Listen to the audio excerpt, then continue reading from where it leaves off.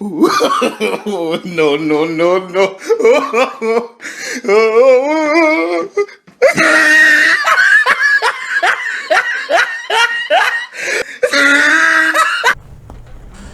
My guide to affliction, power leveling, and overall spec I did.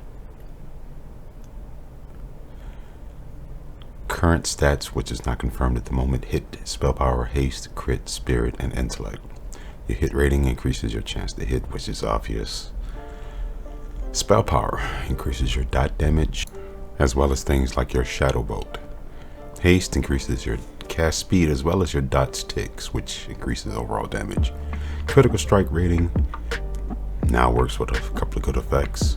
Spirit now converts a good percentage of it into spell power. Intellect just gives you more intellect and more mana. These are some of the specs I chose when it comes to the affliction tree. It's completely optional. If you can find something a little bit better, by all means go with it. Like I didn't spec into life drain. Overall, if I'm going to be doing AoE, killing single targets at the same time, stopping to drain something's life, this could be used for another corruption on another target. And overall, affliction got a major boost their overall damage, which is nice. No longer do you have an effect of a dot siphon life. Now it comes from your corruption and haunt, which means the more output you can press against those two spells, the more healing you end up receiving, which is how I'm able to run around and continuously dot everything and return health faster than it can do damage. Which also too, crit now becomes a viable option for your corruption and your haunt. Agony still doesn't get it, and unstable affliction I believe doesn't get it. But now being able to crit with your dots makes it a lot more devastating.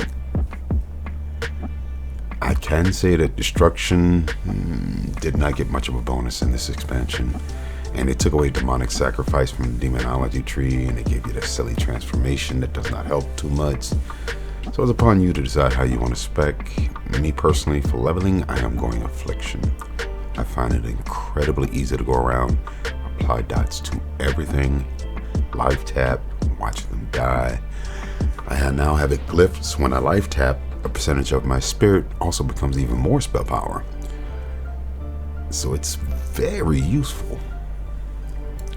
I can say that overall they didn't give warlocks a lot of powerful main glyphs, and the minor glyphs are just horrible.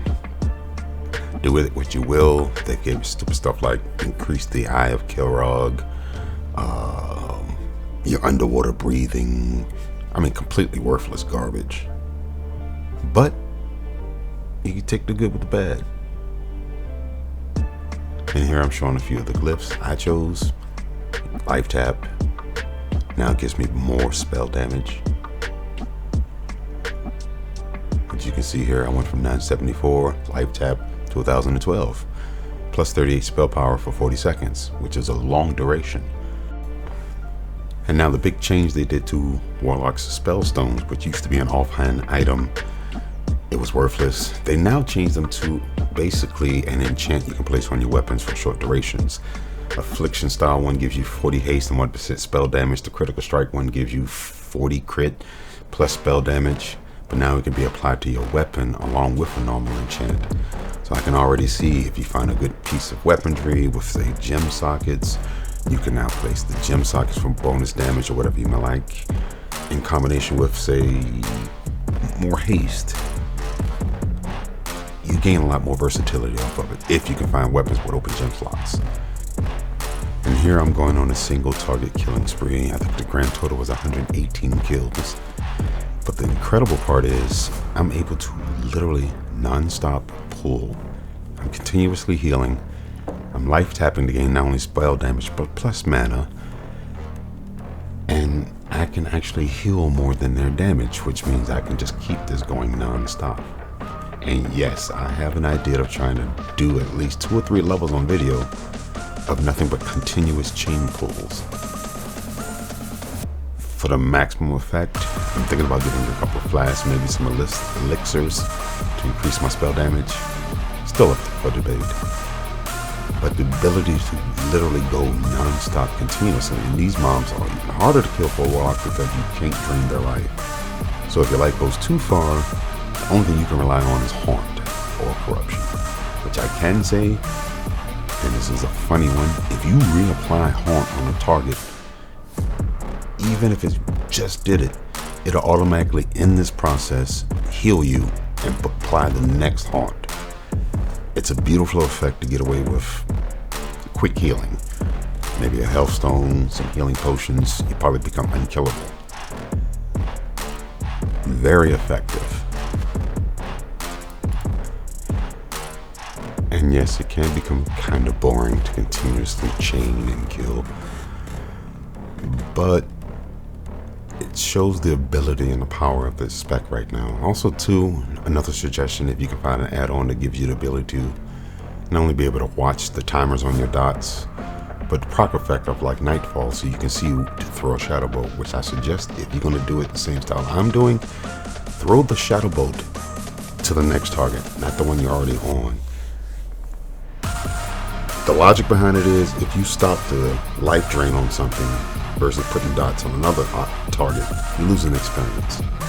If you proc Nightfall and you throw a shadow bolt at something that's already half health, you're going to take a large percentage of his health. Well, you could apply it to the next target and then a haunt and gain 10% more damage with everything else behind that. So it makes more sense to take your shadow bolt next target, haunt, 10% more damage, corruption, unstable affliction. Dot to the next one, dot to the next one. And I gotta admit, this was pretty fun. It's sad I'm able to literally just walk through mobs. Affliction got a nice overall increase.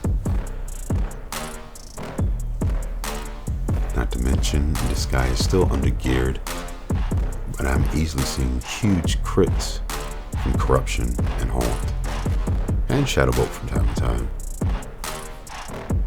Plus, it's actually kind of fun.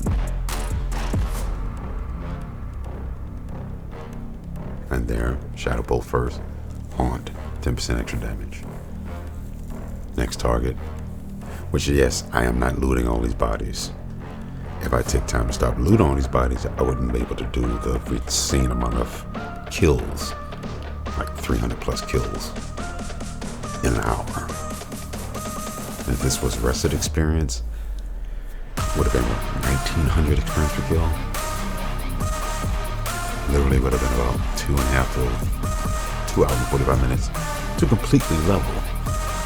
But I'm doing this on the beta, so I didn't have rested experience, so I'm just randomly going around.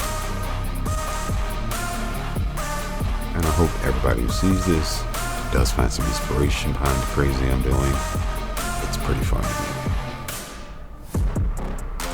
Just chain and chaining. That's also another good point too, because once you apply corruption, I'm not totally sure, even if you gain bonus spell power, if you're just refreshing the duration of corruption on a target, especially like single target raid bosses, if it will actually apply more damage to your corruption dot, or if it's just going to keep the same level, which if it does keep it at the same point of damage, you might as well let it fall off.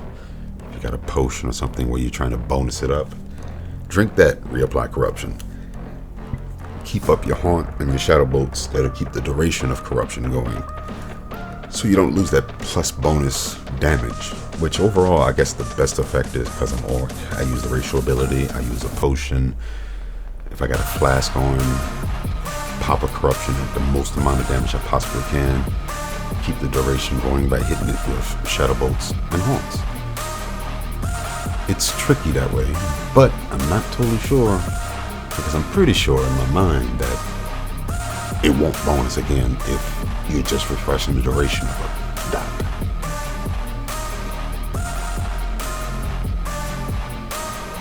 And you can also see it's just horrible amounts of healing.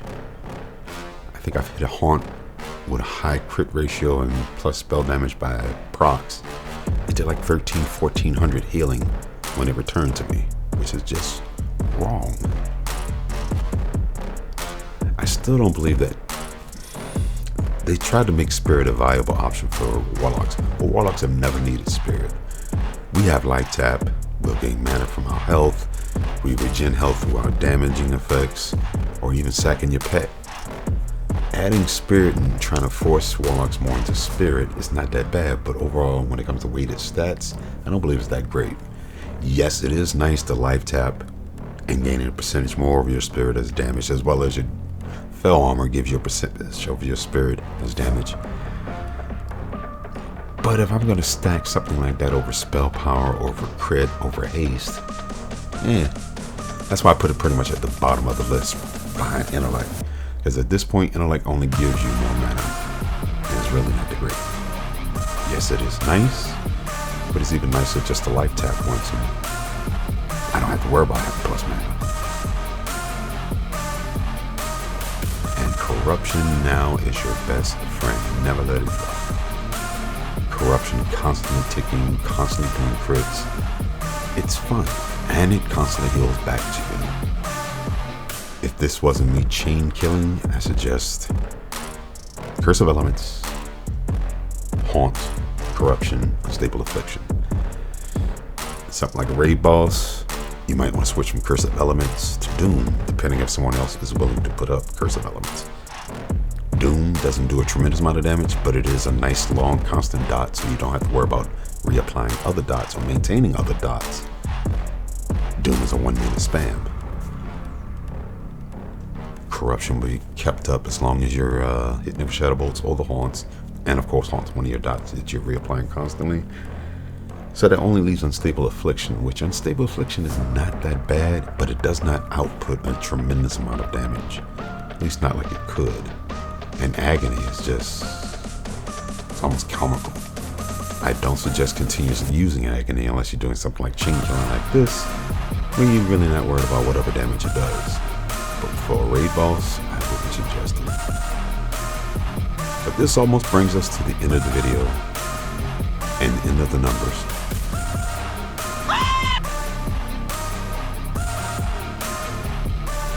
Thank you for watching my video. If you liked it, like, subscribe, give it a thumbs up, tell your friends, tell them how crazy I am. Thank you.